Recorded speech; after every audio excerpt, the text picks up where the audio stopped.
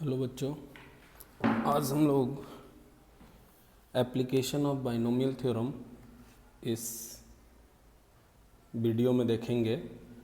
ठीक है, तो एप्लीकेशन मीन्स वही जो basic expansion x plus Y to the power n का जो हम लोग देखें, है ना, उसी पर बेस्ड कुछ क्वेश्चंस के थ्रू ही हम लोग एप्लीकेशन को समझेंगे। ठीक है, तो आया जाए फर्स्ट क्वेश्चन पर। ठीक है, question number 1, find the degree of the polynomial. ठीक है, कौन सा पॉलिनोमियल? ये देखो, ये पॉलिनोमियल है, कितना है?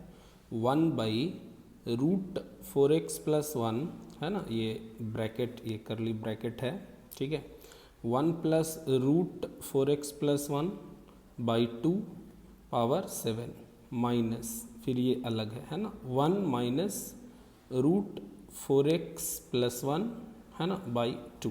ठीक है, यानी ये दोनों सेम ही है, जस्ट यहाँ प्लस है, ठीक है, और यहाँ माइनस है सिर्फ, है ना, ये माइनस है। ठीक है, पावर 7 ऐसा। ठीक है, तो ये अभी पॉलिनोमियल जैसा दिख नहीं रहा है ना। ठीक है, लेकिन इसको हम लोग सिंप्लीफाई करके पॉलिनोमियल फॉर्म में हम लोग ला सकते हैं। ठीक है, और फिर जो हाईएस्ट पावर होगा उसको हम लोग क्या कह देंगे? Degree of that polynomial.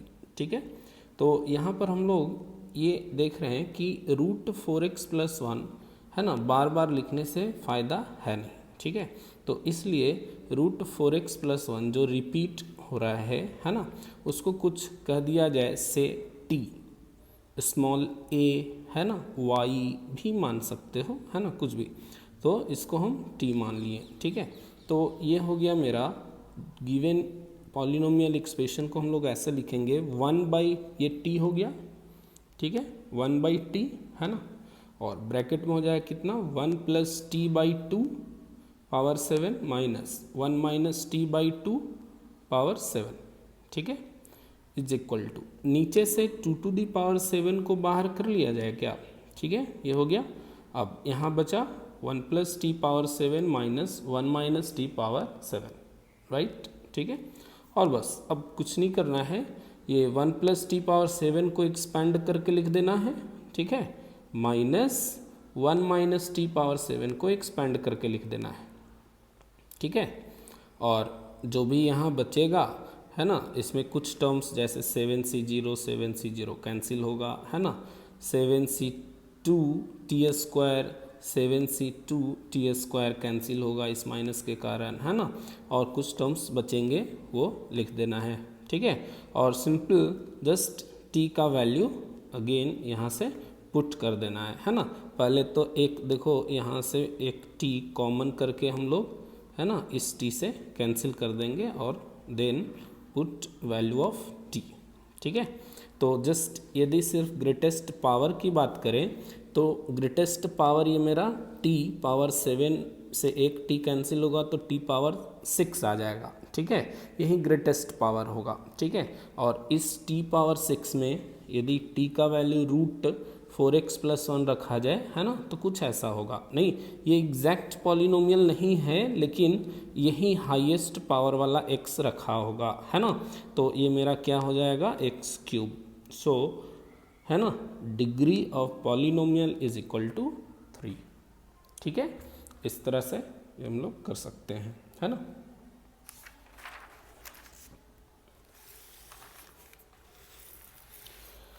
Next question पर आए। यहाँ क्वेश्चन का वैरायटी जस्ट चेंज होता रहेगा, है ना, और बात करें तो सिर्फ यूज़ क्या होगा? वहीं x plus Y power n का। ठीक है, जनरली तो क्वेश्चन नंबर 2 पर आया जाए। कहीं कहीं देखोगे तो इन सब क्वेश्चंस को कैटेगरी वाइज, है ना, बांट करके कि डिविजिबिलिटी का ये प्रॉब्लम है, ये रिमाइंडर का प्रॉब्लम है, लास्ट डिजिट का प्रॉब्लम है, तो वैसा यहाँ कुछ नहीं मैं कर रहा हूँ, क्वेश्चन से अपना समझ सकते हो। ठीक है, ये सब बहुत ही इम्पोर्टेंट क्वेश्चन वैसा कुछ नहीं कह सकते हो, होता है और इजी होता है। ठीक है, जैसे एक हम लोग सिंपल सा ये भी क्वेश्चन लें। क्वेश्चन नंबर 2 में है, proof that for every natural number n, है ना, n belongs to capital N, ठीक है, comma 2 to the power 3n minus 1 is divisible by 7। ठीक है, तो देखो डिविजिबिलिटी की बात करें तो जिससे भी डिविजिबिलिटी दिखाना हो, है ना, तो हम लोग क्या करेंगे कि यहाँ जो भी बेस में मेरा नंबर है ना, बेस में जो भी नंबर हो, जैसे यहाँ कितना है 2, ठीक है, और इस पर पावर कुछ भी रहेगा, यहाँ 3n है, 1000 है ना, बहुत लार्ज नंबर कुछ भी रहे, ठीक है, तो ये हम लोग यहाँ पर इस तरह से नंबर को चेंज करेंगे, ठीक है, ताकि 1 प्लस या 1 माइनस समथिंग इस तरह से लिखें, है ना, कि वो मेरा नंबर 7 से डिविजिबल हो। ठीक है, जैसे यहाँ 2 को हम लोग 8 बना सकते हैं, है ना, ये 2 क्यूब तो हम लोग लिख सकते हैं क्या 8 पावर n, है ना, ये 2 क्यूब 8 होता है, नहीं, अब ये देखो 8 आ गया तो क्या इसको लिख सकते हैं 1 प्लस 7, क्या बोले 1 प्लस या 1 माइनस, ये जो नंबर है, ठीक है, जनरली हम लोग यही बनाते हैं 1 प्लस, ठीक है, या 1 माइनस, है ना, तो यहाँ पर वाला जो भी नंबर हो, ठीक है, जिससे डिविजिबिलिटी की बात कर रहे हैं उसका मल्टीपल होना चाहिए। ठीक है, जैसे यहाँ 7 से डिविजिबिलिटी की बात हो रही है तो यहाँ पर 7 आ जाए तो बेस्ट है, 14 आ जाए तो भी चलेगा, नहीं, ठीक है, इस तरह से हम लोग करते हैं काम। ठीक है, तो और भी क्लियर हो जाएगा इसके सॉल्यूशन से, है ना, तो यानी ये मेरा हो गया 1 प्लस 7 पावर n लिख सकते हैं इजीली, ठीक है, -1। अब 1 plus x power n type का है, इसको एक्सपैंड कर दो, ठीक है, तो ये आ जाएगा 1 NC0 या 1 का हो प्लस NC1 7 पावर 1, है ना, NC2 7 स्क्वायर, इस तरह से आएगा NCn 7 पावर n, है ना, -1। ठीक है, तो ये मेरा 1 तो कैंसिल हो गया। ठीक है, अब जितने सारे टर्म्स हैं सबों में एटलीस्ट एक ठो 7 जरूर है। ठीक है, तो 7 हम लोग कॉमन कर लिए, ठीक है, बाकी ये जो भी मेरा बचा ये पॉजिटिव इंटीजर, ठीक है, इंटू 7, ठीक है, which is of course divisible by 7। Idea समझ में आया, है ना, कॉन्सेप्ट इस तरह से हम लोग काम करेंगे। ठीक है, जैसे सेम ही कॉन्सेप्ट पर मान लो थोड़ा सा क्वेश्चन चेंज कर दें कि अब पूछ रहा है मेरा रिमाइंडर, है ना, नेक्स्ट क्वेश्चन में, क्वेश्चन नंबर 3 में find the reminder when 5 to the power 99 is divided by 13। ठीक है, ऐसा है। ठीक है, तो 13 देखो, अब 13 का मल्टीपल, है ना, +1 या -1 करना है यहाँ पर। ठीक है, तो ये 5 है, 5 to the power 99, तो 5 स्क्वायर यदि कर दें तो वो 25 हो जाएगा, है ना, 25 को हम लोग 1 - 26 मीन्स 26 - 1 तो लिख सकते हैं, 26 13 का मल्टीपल है, यानी हो जाएगा काम। अब सवाल है इस पर पावर 2 कैसे आए, यहाँ तो ऑड है तो हम एक 5 निकाल लेंगे, ठीक है, तब तो यहाँ इवन हो जाएगा, है ना। इसको अब डिटेल्स में आगे देखा जाए यहाँ पर। ठीक है, देखो 5 to the power 99, है ना, एक 5 निकाल लिए, ठीक है, तो बच्चा 98, जिसमें से हम 5 स्क्वायर पावर 49 कह सकते हैं, 49, है ना। अब 5 स्क्वायर मीन्स ये 25 हो गया, 25 को 26 - 1 लिख देंगे, ठीक है, 26 - 1 ही क्यों, 26 देखो 13 का मल्टीपल है, ठीक है, ऐसे 5 रहने दिए, इसमें इसको एक्सपैंड करके लिखा जाए 49C0 26 पावर 49, फिर माइनस होगा, माइनस है ना, तो plus minus alternate sign change होगा, ठीक है, -49C1 26 पावर 48, फिर प्लस हो जाएगा, ठीक है, इस तरह से 49C48 26 पावर 1 आया ना डिफरेंस, इन दोनों का डिफरेंस, ठीक है, फिर -49C49, ठीक है, 49C49, ठीक है, ये तो 1 हो जाता है, ठीक है। अच्छा, तो यहाँ ये समझो कि इतना दूर से यदि हम लोग देखें, है ना, तो इतने दूर में मेरा प्रत्येक टर्म में 26 है, 26 26 26 है ना। तो 26 मतलब ये 26 का मल्टीपल है, बट मुझे 13 का मल्टीपल चाहिए, तो 13 का मल्टीपल हम लिख सकते हैं इसको 5 से इतना मल्टीप्लाई होकर के उसको 26 या 130 का भी मल्टीपल कह सकते थे, लेकिन जो मेरा रिक्वायरमेंट है 13 है ना। तो 13 के मतलब सम इंटीजर, ठीक है, 13 का मल्टीपल हो गया। अब ये तो मेरा 1 है ना, तो ये 5 मल्टीप्लाई होगा इसमें, तो ये बचा मेरा -5, क्यों, ठीक है, हो गया। अब -5 रिमाइंडर निगेटिव में तो होता नहीं है, हम लोग क्या करेंगे +8 है ना, -8 कर लेंगे, मीन्स इसको -13 बना लिए है ना, ये 13 है, ठीक है, +8 मेंटेन है। अब 13 कॉमन करके ये मेरा हो गया, यानी ये मेरा इंटीजर है, ठीक है, यानी इतना दूर ये जो एक्सप्रेशन है 13 का इंटीग्रल मल्टीपल है, नहीं तो यानी 13 से जब डिवाइड देंगे पूरे में तो ये तो डिविजिबल हो जाएगा, बचेगा क्या 8, सो 8 इज फाइनल रिमाइंडर मेरा हो गया, ठीक है, रिमाइंडर क्लियर, ठीक है। अब जैसे इसमें हम लोग को सेम क्वेश्चन ही पूछता है, थोड़ा सा चेंज करके फॉर्मेट, जैसे मान लो ये है नेक्स्ट क्वेश्चन, ये कह रहा है क्वेश्चन नंबर 4 में, सो दैट फर्स्ट में क्या है, ये फ्रैक्शनल पार्ट ऑफ, ठीक है, ये फ्रैक्शनल पार्ट है, ठीक है, 5⁻99/13 का फ्रैक्शनल पार्ट बताना है, ठीक है, ऐसे, ठीक है, फ्रैक्शनल पार्ट क्या होगा, तो ये 5⁻99 यहाँ पर इसीलिए लिए हैं कि चूँकि कॉन्सेप्ट सेम ही है तो ज़्यादा टाइम ना लगे।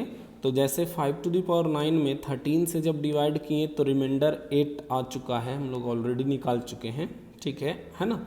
तो 13 से डिवाइड देंगे तो यानी इसका फ्रैक्शनल पार्ट चाहिए, तो 8/13 ही तो होगा, आई बात समझ में, ठीक है, बाकी इंटीग्रल पार्ट तो ख़त्म ही हो जाएगा, है ना, फ्रैक्शनल पार्ट यही होगा, नहीं बिल्कुल वैसे ही इसको हम लोग देख सकते हैं करके, ठीक है, इसको हम लोग होमवर्क है ना HW में रखेंगे, ठीक है, देख सकते हो खुद से बना करके, ठीक है, ये लिखा हुआ है where fractional part of x denotes the fractional part of x, ठीक है।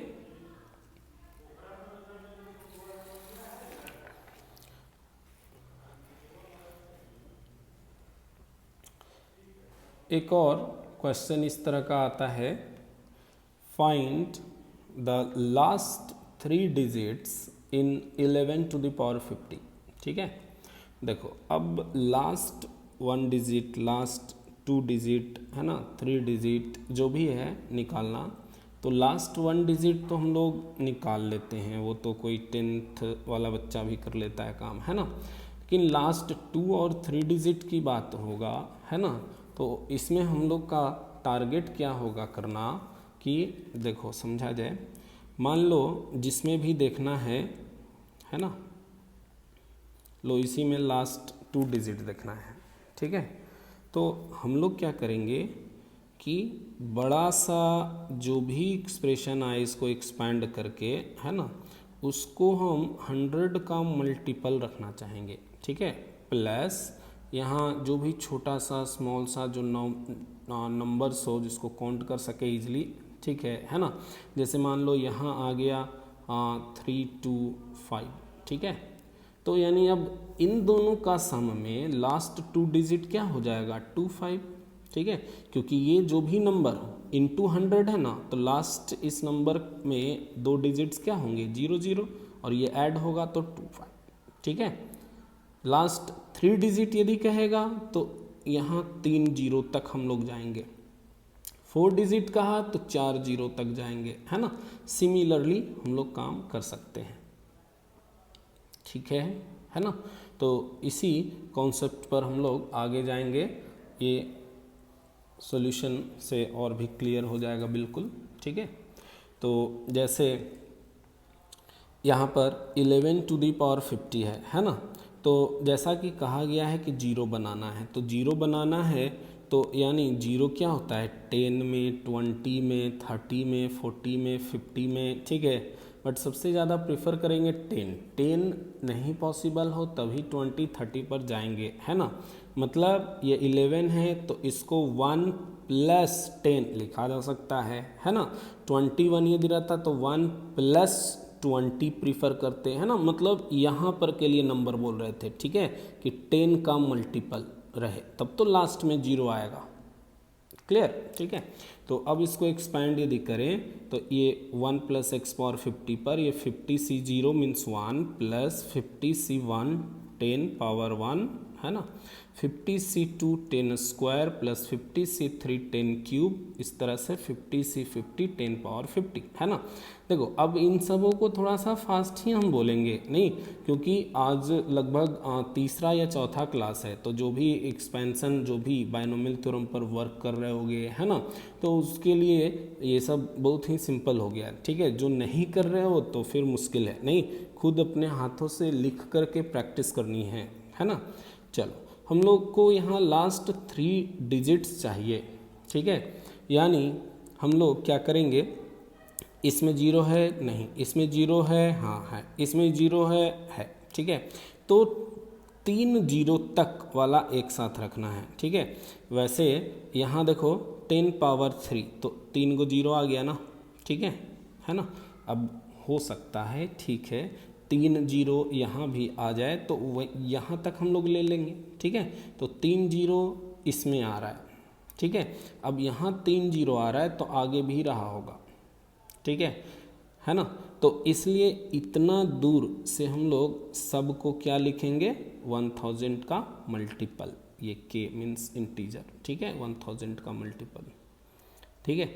यदि 2 डिजिट निकालना होता है ना, तो 2 जीरो जहाँ पर आ रहा है वहीं से हम लोग ले लेते पूरा। देखो इससे होता क्या है, देखो ये मेरा 1 आ गया, इसको कैलकुलेट करोगे ये मेरा 500 आ जाएगा, इसको कैलकुलेट करोगे तो ये देखो इतना आ रहा है ना, और बाकी यहाँ से पूरा ये मेरा हो गया। अब इन तीनों को हम लोग ऐड कर लेंगे, है ना, वो देखो इतना हुआ, ठीक है, और ये 1000 का मल्टीपल नहीं, तो यानी ये तो क्लियर हो गया ना, 001 यही मेरा लास्ट 3 डिजिट्स होगा, क्योंकि ये जो भी नंबर हो जितना भी लार्ज हो, ठीक है, लास्ट का 3 डिजिट तो 000 ही होगा, उसी में ये तीनों ऐड होगा। बात समझे, तो ये है कॉन्सेप्ट, है ना। So last 3 digits in this, है ना, इज इक्वल टू 001, ठीक है। तो ये इसमें काम करना होता है। क्लियर है बात। जैसे एक और ये देखो रिजल्ट है जो कि हम लोग जानते हैं, इसको रिवाइज कर लेते हैं। फॉर नेचुरल नंबर n, है ना, n belongs to capital N, है ना, नेचुरल नंबर। फर्स्ट पॉइंट में कर रहा है x to the power n minus Y to the power n is always divisible by x minus Y. बिल्कुल सही, मीन्स n इवन हो या ऑड हो, x माइनस वाई से ये डिविजिबल ही होता है। जैसे X square minus Y square में x माइनस वाई आता ही है, X cube minus Y cube में भी x minus Y as a factor आता है, ठीक है। बट सेकंड में x power n plus Y to the power n is divisible by x plus Y when n is odd only, ठीक है।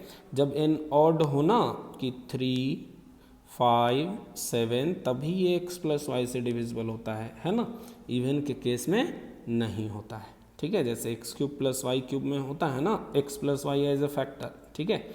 देखो इसका कहाँ यूज हो सकता है।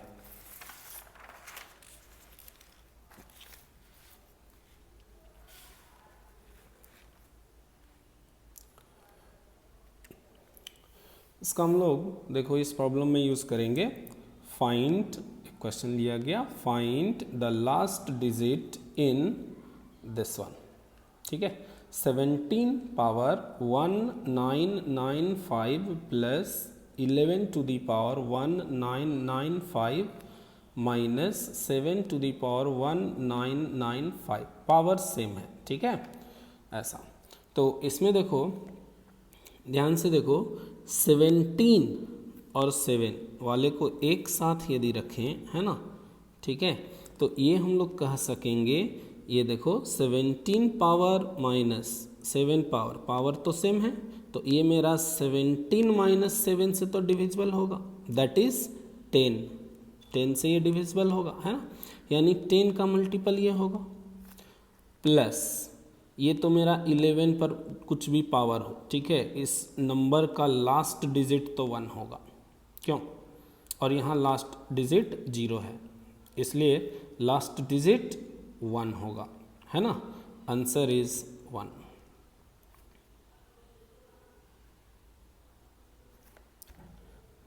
ठीक है, इस तरह से कर सकते हैं हम लोग काम, ठीक है। नेक्स्ट प्रॉब्लम ये है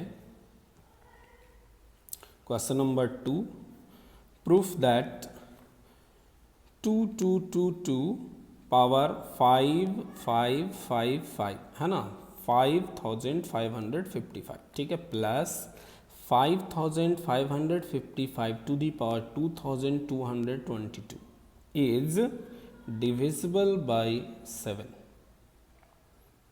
ठीक है, ये है क्वेश्चन। देखो इसमें थोड़ा सा अरेंजमेंट करना है, तो सॉल्यूशन पर हम लोग बात करेंगे, ठीक है।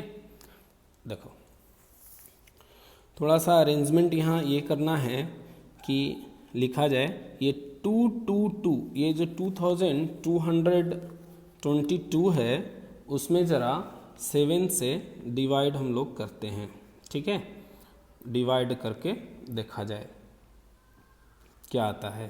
पहले 3 से लगेगा, ये मेरा 2 1 हो गया, 1 2, फिर एक से लगेगा, ये मेरा 5 2 ये हो गया, फिर 7 से लगेगा, ये 49 हो गया, यानी 3, ठीक है। तो यानी 3 रिमाइंडर आ रहा है, यानी 3 एक्स्ट्रा है। यदि इसमें 3 कम रहता, ठीक है, 2222 में 3 कम रहता, मतलब 2 2 8 इतना यदि रहता, है ना, तब प्रॉब्लम नहीं था, ये 7 से डिविजिबल होता रहता, ठीक है। तो इसलिए हम क्या करें कि इसमें से 3 माइनस किया जाए, कुछ ऐसा अरेंजमेंट करें कि इसमें 3 सब्ट्रैक्ट हो जाए, ठीक है। तो इसलिए हम लोग इसमें क्या करेंगे, देखो ये लिख लिया गया माइनस, चूँकि इसमें 3 एक्स्ट्रा आ रहा है तो 3 पर पावर ये हम लोग लेंगे 5555 से, क्लियर हुआ बात, ठीक है। क्यों, ताकि इतना -3 से तो ये डिविजिबल ही होगा, क्यों, है ना, यानी 7 से डिविजिबल होगा, ठीक है। तो इसलिए ये माइनस किए, है ना, फिर प्लस ये सेकेंड टर्म उतार लिए, ठीक है, बिल्कुल वैसे ही देख रहे हैं कि 7 से इसमें जब डिवाइड किए ना, ठीक है, तो ये 4 इसमें एक्स्ट्रा रिमाइंडर बच गया, ठीक है।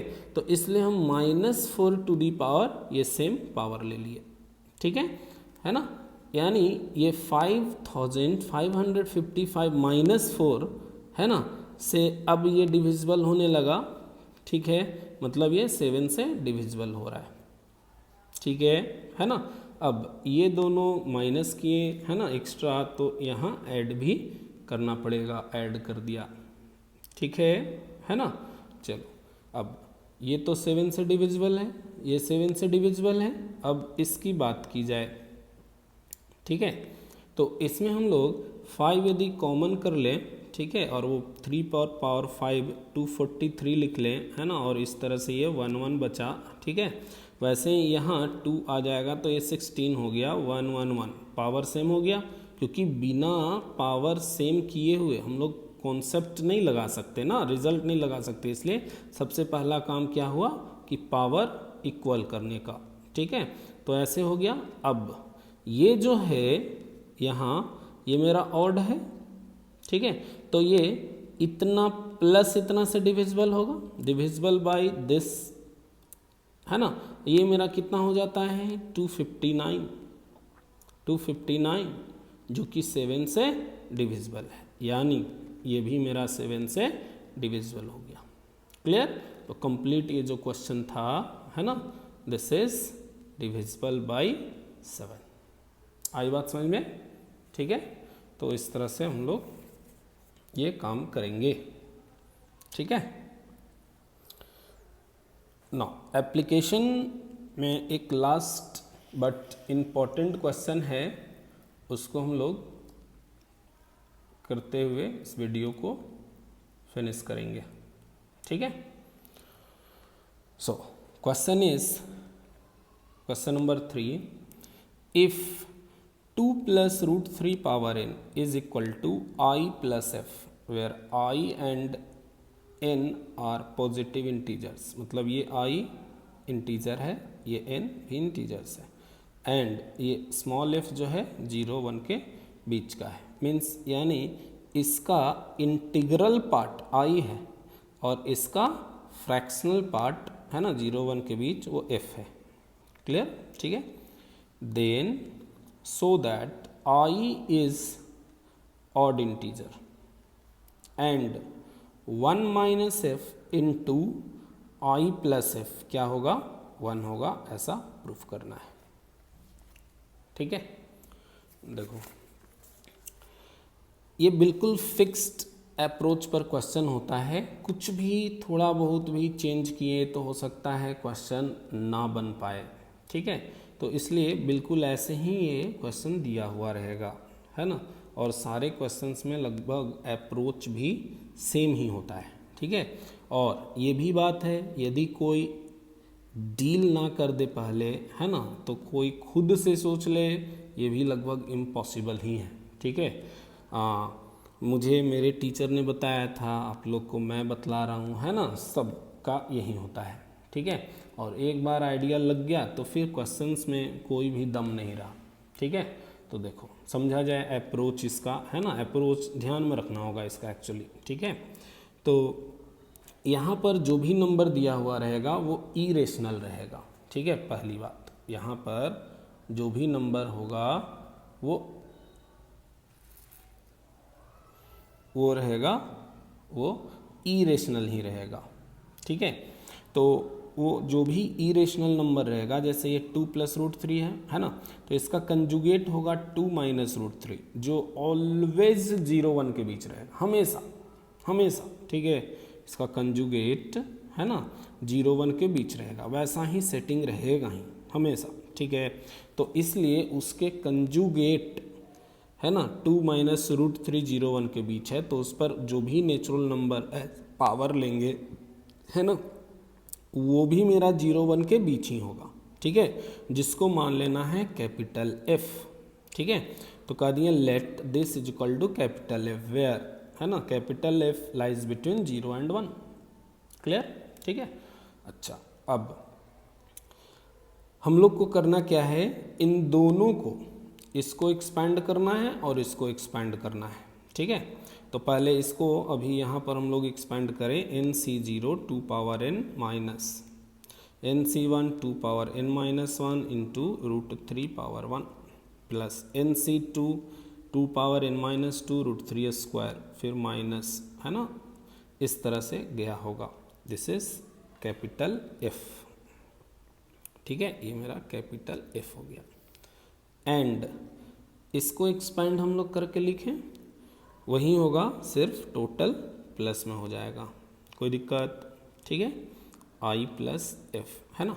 अब इन दोनों सीरीज को ऐड और सब्ट्रैक्ट इस तरह से करना है ना, मीन्स ऐड करें या सब्ट्रैक्ट करें ताकि ये रूट वाला जो टर्म है, ठीक है, वो कैंसिल हो जाना चाहिए। तो बताओ इसमें ऐड करना चाहिए या सब्ट्रैक्ट करना चाहिए? ऑफ कोर्स ऐड करना चाहिए, है ना, क्योंकि ये इसी से पता चल रहा है। बहुत आगे और ज़्यादा लिखने का ज़रूरत नहीं होता है टर्म, जैसे √3 power 1 ऑड पावर वाला है ना, वो कैंसिल होना चाहिए। तो ये एक माइनस में है, एक प्लस में है, तो ऐड करेंगे तो ये कैंसिल। ठीक है, यानी ऐड करना चाहिए। तो ऑन एडिंग यहाँ क्या हो जाएगा, 2 times NC0 2 power n, आगे ज़्यादा कुछ भी लिखने का ज़रूरत ही नहीं है। ठीक है ना, सिर्फ ये डिसाइड करना है कि मेरा इंटीजर रहा होगा, क्योंकि C वाला हमेशा ही एक इंटीजर होता है। ठीक है, यहाँ हो गया I plus capital F plus small f। ठीक है, तो यानी ये मेरा इंटीजर में भी इवन इंटीजर हो गया, है ना, LHS। तो ये भी मेरा इवन इंटीजर हो गया। So this is an even integer, ठीक है। यानी हम लोग को अब समझना ये है कि यहाँ से capital F plus small f v integer होगा क्योंकि I इंटीजर है। क्लियर, ठीक है। बट यहाँ देखो स्मॉल f 0 1 के बीच है, कैपिटल F भी 0 1 के बीच है, तो दोनों का सम 0 2 के बीच होगा, है ना। लेकिन ये इंटीजर है, ठीक है, इसलिए इसका वैल्यू क्या होगा, 1 होगा, है ना। इसका वैल्यू 1 होगा, 1 ही होगा, ठीक है। कभी सब्ट्रैक्ट जब करोगे तो वहाँ ये मेरा ज़रूरत पड़ेगा, ठीक है, जो कि -1 +1 के बीच होगा, ठीक है, ऐसा। तो इंटीग्रल वैल्यू इसका उस समय क्या हो जाएगा, सिर्फ 0 होगा। Clear. So this implies I is an odd integer, क्योंकि यहाँ देखो ये मेरा क्या है, ये मेरा इवन इंटीजर है, ठीक है, और ये मेरा क्या हो गया 1, ठीक है, यानी ये ऑड इंटीजर रहा होगा, है ना, यही प्रूफ करना था, ठीक है। और उसके बाद जो भी ये प्रूफ करना है 1 - f, ठीक है, तो 1 - f कितना हो जाएगा, कैपिटल F, देखो 1 - स्मॉल f, है ना, capital F into I + f। Capital F का वैल्यू ये है, I + f ये है, ठीक है, ये दोनों एक दूसरे का कंजुगेट था, है ना। This into this is 1 power n is 1, ठीक है। बस, है ना, आज यहीं पर हम लोग स्टॉप करेंगे, ठीक है।